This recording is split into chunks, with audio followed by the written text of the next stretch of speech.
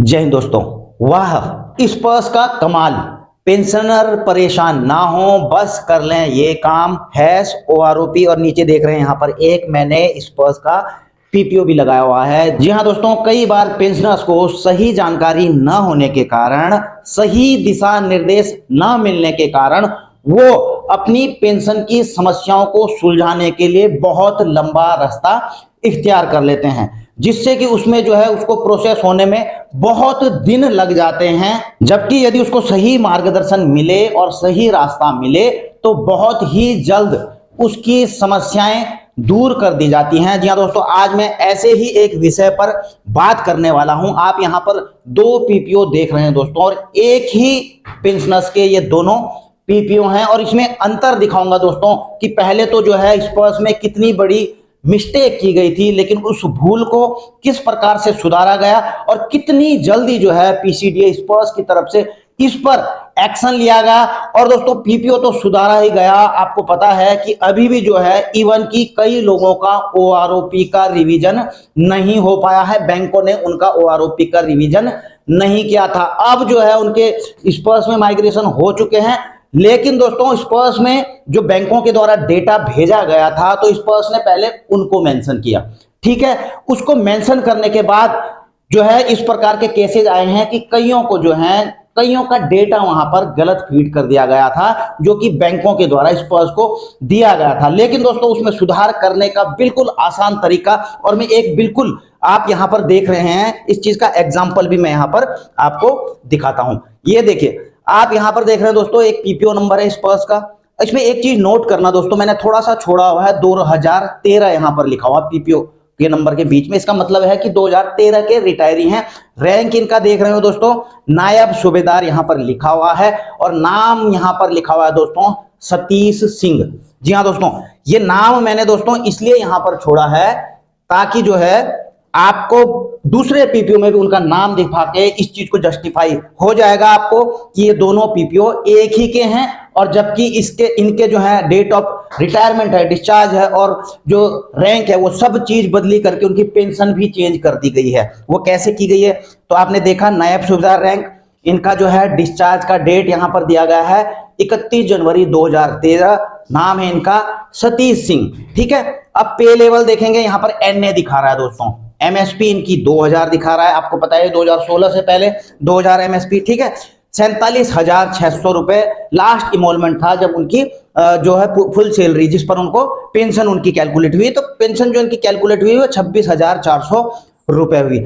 अब देखिए दोस्तों, इनका इस पर्स में माइग्रेशन था, इन्होंने मुझसे संपर्क किया कि मैं सूबेदार हूं, मैंने 30 साल सर्विस की है, और जो मेरे साथ के सूबेदार हैं वो मुझसे भी 8-10 हजार रुपए पेंशन ज्यादा ले रहे हैं, तो कृपया, क्योंकि सूबेदार साहब मेरे जानने वाले भी थे, तो इन्होंने मुझे पूरी डिटेल भेजी। तो जब मैंने इनका इस पर्स में लॉगिन करा तब मैंने यह सबसे बड़ा फॉल्ट पाया कि इनका रैंक तो नायब सूबेदार है और 2013 के रिटायरी दिखा रहे हैं यहाँ पर, जबकि मुझे पता है कि वो 2013 के नहीं बल्कि 2017 के रिटायरी थे। तो यहां पर दोस्तों बड़ा काम क्या हुआ, अब देखिए यहां पर 26,400 रुपए इनकी पेंशन चल रही है, जबकि OROP में जो सूबेदार 30 साल करके आए हैं उनकी पेंशन बेसिक कितनी होनी चाहिए, 31,000 रुपए, और ऊपर से ये डिसेबिलिटी एलिमेंट भी ले रहे हैं, ठीक है।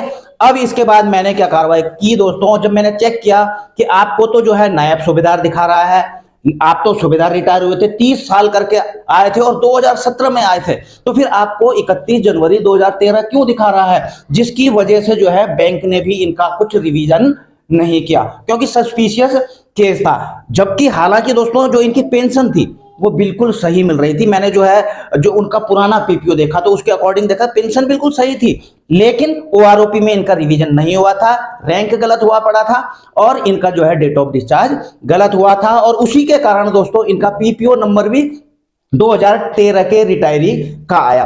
अब दोस्तों मैंने तुरंत जो है उसमें कंप्लेंट डाली, ग्रीवांस में कंप्लेंट डाली, और आपको बता दूं दोस्तों, जब मैं कंप्लेंट की कार्रवाई कर रहा था तो इस दौरान जो है इस पर्स ने इनका जो है सूबेदार रैंक चेंज कर दिया उसमें, ठीक है। इनका रैंक सूबेदार चेंज करा और इवन की इनका नया PPO नंबर जारी कर दिया। आप देख रहे हैं 2017 वाला जो है नया PPO नंबर जारी कर दिया, लेकिन इनकी पेंशन वगैरह कुछ चेंज नहीं की थी। मैंने तुरंत दोस्तों ग्रीवांस में जाकर के इनकी पूरी डिटेल जो है वहां पर लिखी और वहां पर यह कंप्लेंट डाली कि कृपया करके इनका जो है किसके मुताबिक, सूबेदार 30 साल के मुताबिक जो है 31,000 पेंशन रिवाइज कर दी जाए। और दोस्तों स्पर्श ने इतनी तेज एक्शन किया, आप यकीन भी नहीं मानेंगे। यहाँ पर अब वो एक्शन मैं आपको दिखाऊंगा स्पर्श का, लेकिन आप सोच रहे होंगे कि इनको 2013 आखिर स्पर्श से इतनी बड़ी गलती क्यों हुई। आपको दोस्तों शायद याद होगा कि 2013 में जो मेडिकल कैटेगरी पर्सन थे आर्मी के अंदर, उनको सबको जो है डिस्चार्ज कर दिया गया था। हालांकि दोस्तों सुप्रीम कोर्ट में उन्होंने केस जीता और उसके बाद उनको रीज्वाइन करा दिया गया। तो इनसे मैंने पूछा था, क्योंकि ये भी उस समय जो है कैटेगरी थे, ठीक है, तो इन्होंने बताया मुझे तो उस समय नहीं भेजा गया था, फिर भी जो है मेरा जनवरी 2013 आया। तो दोस्तों यहाँ पर कुछ कंफ्यूजन क्रिएट हुआ, तो बैंक ने इस हिसाब से इनका वो कर दिया। तो इसके बाद क्या हुआ दोस्तों, जब मैंने कंप्लेंट डाली, आप इनकी पेंशन स्लिप भी देख सकते हैं दोस्तों, ये पेंशन स्लिप है 26,400 और नायब सूबेदार की इनकी पेंशन स्लिप नवंबर की देख सकते हैं। अब इसके बाद जब मैंने कंप्लेंट डाली दोस्तों, तो मैं पहले इसका एक्शन बताऊंगा कितनी जल्दी हुआ। आप यहां पर एक्शन देख रहे होंगे दोस्तों, ये पीसीडीए के द्वारा एक्शन किया गया। मैंने 2 जनवरी को यह कंप्लेन ग्रीवांस में आपने डाली, और देखो एक मैंने चेंज रिक्वेस्ट भी डाली थी इनका एड्रेस चेंज करने के लिए, वो तो तुरंत प्रोसेस हो गया। लेकिन दोस्तों जो मैंने 2 जनवरी को इनका जो है ओआरओपी के एरियर के रिगार्डिंग और रिवीजन के रिगार्डिंग जो है डाला था ग्रीवांस, तो आप देख रहे हैं दोस्तों एप्लीकेशन डेट 2 जनवरी 2024, ठीक है, प्रोसेसिंग डेट 1 दिन, एक्शन डेट 4 जनवरी, 1 दिन में दोस्तों स्पर्श पीसीडीए की तरफ से एक्शन लिया गया। और जब मैंने 2-3 दिन के बाद दोस्तों इनका जो है लॉगिन करके चेक किया, तो इनका जो है रैंक भी चेंज कर दिया गया था, इनको जो है नया पीपीओ नंबर अलॉट कर दिया गया था, इनका डेट ऑफ डिस्चार्ज 2017 बिल्कुल सही कर दिया गया था, ठीक है। अब देखिए यहां पर जो है 2013 के मुताबिक एमएसपी 2000 दिखा रहा था, तो अब जो है यहां पर 5200 हो गया। पे लेवल भी इनका L7 बिल्कुल सही कर दिया गया। अब देखिए 47,600 इनका हो गया। उसके बाद जो है 52,800, यानी कि यहां पर कुछ कमी आ रही थी केवल एमएसपी की वजह से, लेकिन अब एमएसपी के हिसाब से अब यह बिल्कुल सही हो गया। और सबसे बड़ी बात दोस्तों, आप यहां पर देख रहे होंगे इनकी पेंशन रिवाइज हो चुकी है 31,000 रुपए, और डिसेबिलिटी एलिमेंट भी उसी के अकॉर्डिंग हो चुका है।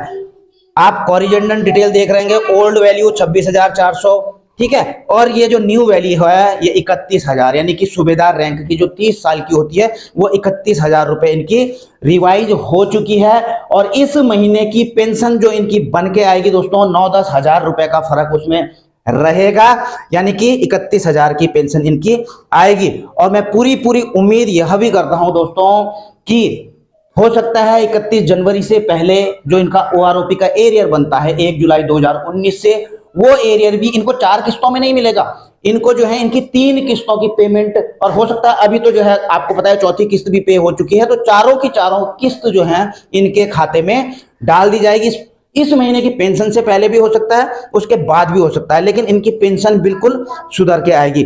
तो इसी प्रकार का मामला दोस्तों मैं आपको बता रहा हूं, अभी भी कई पेंशनर हैं जिनका बैंकों के द्वारा रिवीजन नहीं किया गया है, लेकिन अब जब माइग्रेशन हुआ है तो स्पर्श पीसीडीए के द्वारा जो है त्वरित कार्रवाई की जा रही है। लेकिन आपको भी जानना पड़ेगा दोस्तों कि आपकी पेंशन कम आ रही है। अब देखिए इन्होंने भी मुझे जो है इसी प्रकार का भेजा था, क्योंकि 24,233 हवलदार इनकी पेंशन आ रही थी, जबकि 24,750 इनकी रिवाइज होनी थी। तो बैंक से इनका माइग्रेशन हुआ है, तो मैंने भी इनकी भी कंप्लेन अभी कल डाली है, हालांकि अभी मैंने इनका स्टेटस चेक नहीं किया है। इसलिए दोस्तों मैं आपको यह बताने की कोशिश कर रहा हूं इस वीडियो के दौरान कि प्रॉपर गाइडेंस आपकी सही होनी चाहिए। लंबा रास्ता मुझे पता है, देखिए आपकी कुछ समस्या हैं तो आप सीधा सीपी ग्राम में चले जा रहे हैं। अब सीपी ग्राम से क्या होगा, आप सीपी ग्राम में डालेंगे, वहां से जो है कुछ दिन लेगा, उसके बाद वो कंसर्न डिपार्टमेंट को भेजेगा, रिकॉर्ड्स को भेजेगा, आपके स्पर्श पीसीडीए के लिए भेजेगा।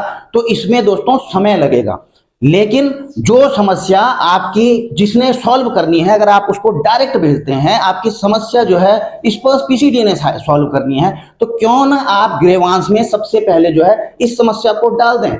आपको लगता है कि हालांकि आप देख रहे हैं कितनी जल्दी एक्शन लिया जा रहा है, लेकिन फिर भी अगर आपको लगता है कि आपकी समस्या रिजॉल्व नहीं हुई है या ज्यादा दिन यहां पर लगा रहा है, तब जाके आप सीपी ग्राम को अप्रोच करें।